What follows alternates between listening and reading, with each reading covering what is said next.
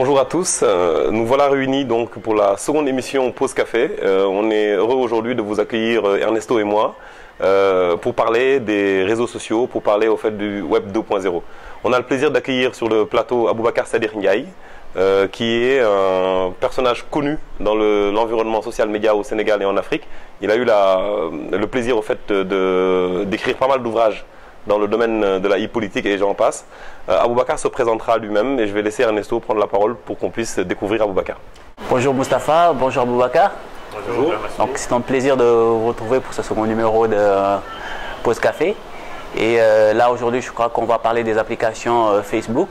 Donc on va rentrer dans le vif du sujet, on va parler des sujets plus techniques sur Facebook. Et on a aujourd'hui un invité qui est expert dans le domaine, qui je crois saura nous donner des réponses très techniques et qui pourront éventuellement faire plaisir à toutes les personnes qui sont nombreuses maintenant à nous suivre sur les réseaux sociaux.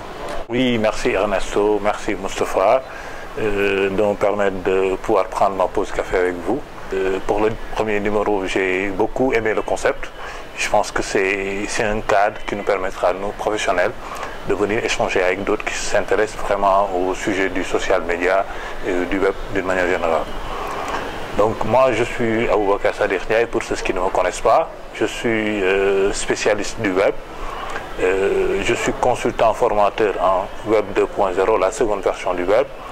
Je suis auteur chroniqueur. J'ai mis sur le marché 2 ouvrages collaboratifs qui parlent d'usage des médias sociaux et du Web 2.0 pour les hommes politiques d'une manière générale, et un second ouvrage sur la taxonomie web.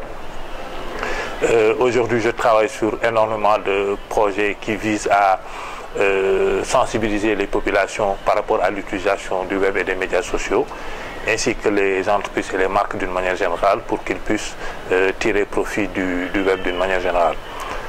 Donc, à l'origine, il y a la communauté Dakar 2.0 que je suis en train de catalyser, de pousser, pour qu'il y ait vraiment des compétences et une appropriation claire de tout ce qui est digital dans nos vies et dans notre quotidien. Merci Aboubacar pour cette présentation. On a compris qu'on avait la bonne personne par rapport à nos questions techniques sur Facebook. La première question qu'on a envie de te poser, c'est quel est l'intérêt des applications sur les fanpages? Je t'explique. Moi, aujourd'hui, on en trouve de plus en plus sur les fanpages. Le travail du community management est en train de se dérouler avec une ribambelle d'applications. Quel est réellement leur impact par rapport à ce travail-là et quelle est leur utilité sur une fanpage aujourd'hui? Je pense que c'est un questionnement intéressant. Aujourd'hui, l'usage même de Facebook pose problème parce que énormément de personnes et de marques considèrent qu'on arrive sur Facebook juste pour le fun et que sur Facebook, on ne peut pas créer réellement de la valeur ajoutée. Pour moi, l'importance des applications sur une page Facebook, c'est lié à la stratégie qui doit être derrière une fanpage. Quand quelqu'un arrive sur Facebook, c'est une marque, que ce soit une personne, que ce soit une organisation, une entreprise ou un État, on les considère comme des marques. Et ces marques-là sont obligées de gérer ce qu'on appelle la e-réputation. Dans le cadre de la gestion de la e-réputation, quand une marque ouvre une fanpage, c'est une fanpage qui est ouverte sur une plateforme qu'elle ne contrôle pas.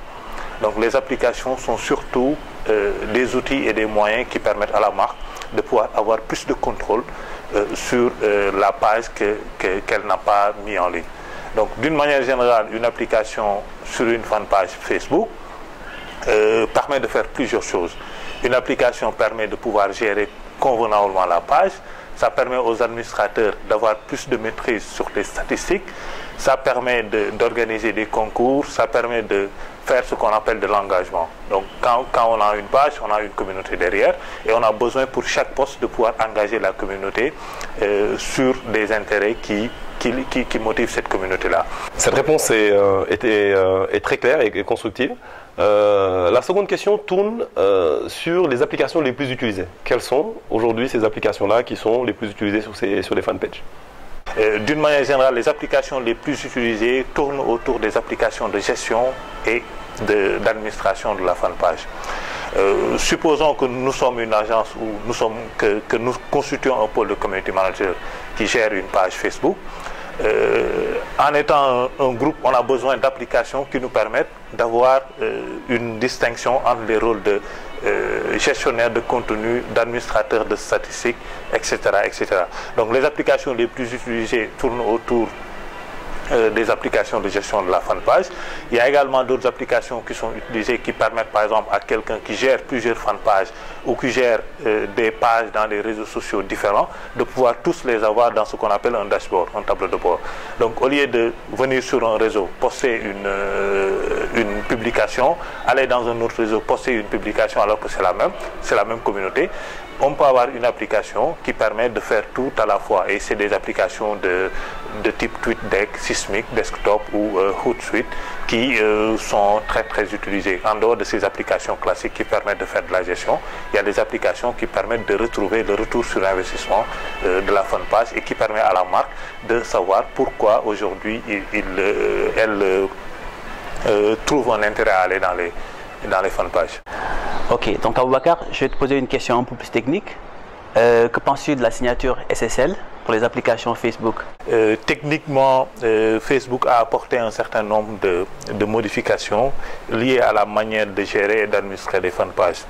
La signature SSL est plutôt une norme de sécurité qui a été imposée par Facebook à partir de 2011. Donc avant, les applications qu'on pouvait intégrer dans les fanpages Facebook étaient plutôt des applications qui permettaient une navigation entre guillemets non sécurisée.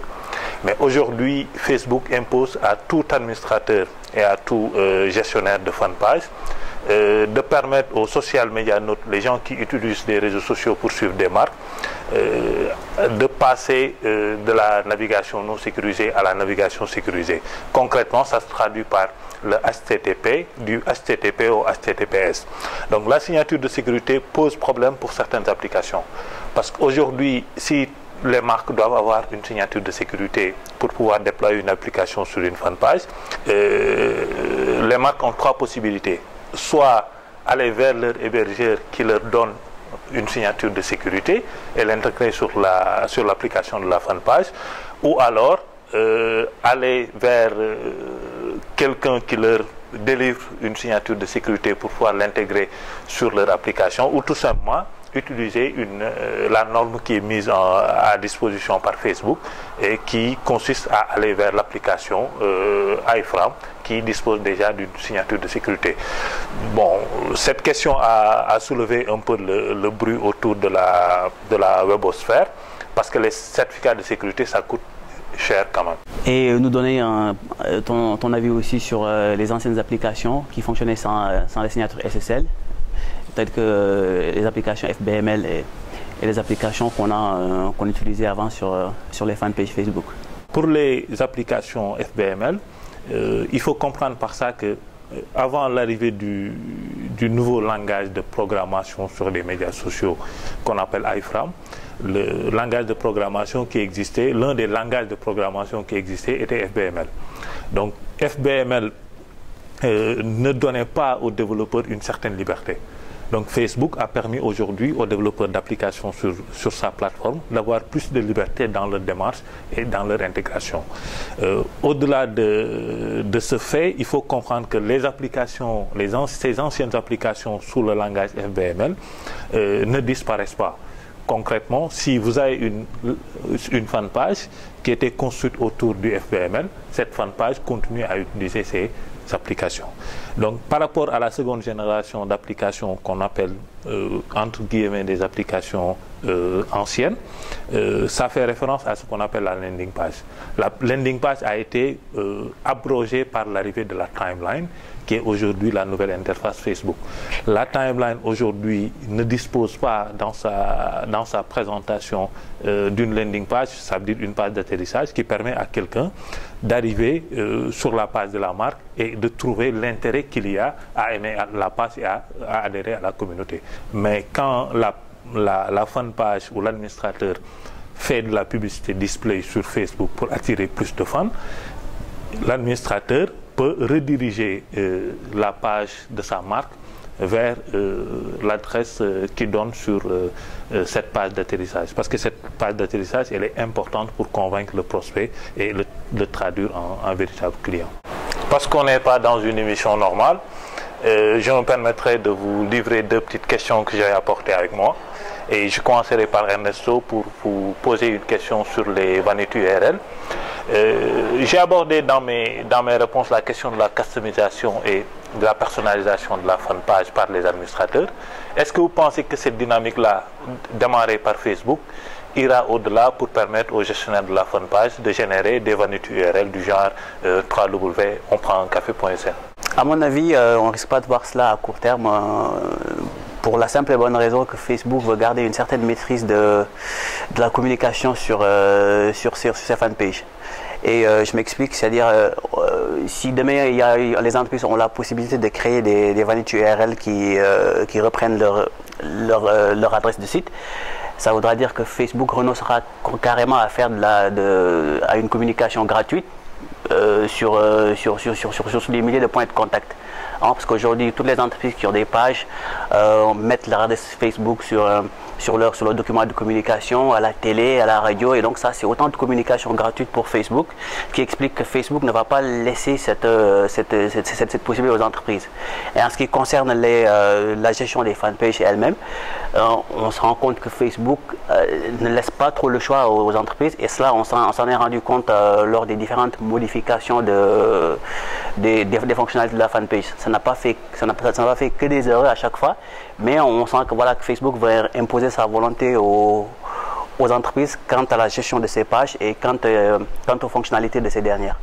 Dans la même dynamique d'interaction, Moustapha, je me suis posé la question sur le CRM social en tant que complément du CRM classique dans l'entreprise, et j'aimerais savoir ton point de vue sur l'avenir du social CRM dans la business intelligence de l'entreprise et dans la collecte et dans l'exploitation des données. Aboubacar, cette question nous amène en fait un pas en avant au-delà du côté opérationnel des applications Facebook, nous amène dans une question majeure liée à la gestion du contenu et surtout de son usage. Facebook, on s'y retrouve en tant que marque, on s'y retrouve en tant qu'individu, mais derrière on manipule énormément de données. On manipule des données qui peuvent nous servir à élaborer des stratégies. Et la business intelligence est un concept très très large. L'aspect sur lequel nous allons l'aborder, c'est essentiellement lié à ce qu'on peut appeler une base de connaissances, la notion de knowledge management, et l'exploitation des données que nous pouvons tirer de l'usage de nos applications Facebook. Question très intéressante, question très très large, mais on est certain qu'aujourd'hui, une meilleure connaissance de sa communauté, une meilleure connaissance des transactions et des usages de sa communauté nous permet d'alimenter notre base de connaissances sur nos marques et l'usage qu'on en a. Je donne un exemple très précis. Aujourd'hui, je m'appelle, n'ayons pas peur des marques Coca-Cola, je m'appelle Nestlé, ou je m'appelle une banque de la place. L'usage que mes clients ont aujourd'hui des réseaux sociaux à travers leurs différentes interactions, à travers le contenu qu'ils manipulent, et autant d'informations très intéressantes pour la définition ou le complément de ma stratégie online.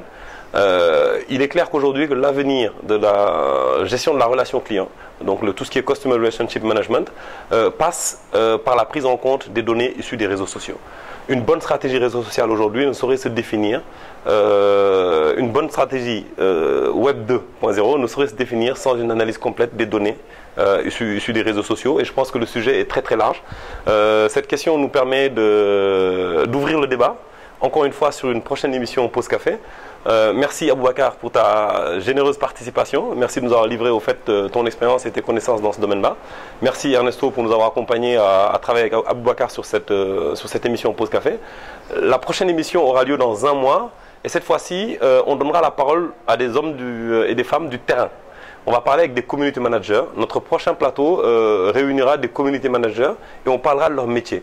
Aujourd'hui, en quoi consiste donc ce travail de community manager? Ces gens qui sont les ambassadeurs de nos marques et de nos actions sur les fanpages. On leur confie la prise de parole autour de nos stratégies et objectifs. Ils seront là dans un mois pour nous en parler dans le détail et nous donner plus d'éléments concernant leur métier. Merci à vous de nous avoir suivis et surtout partagez Pause Café pour qu'on puisse avoir des raisons de revenir, quoi. Merci.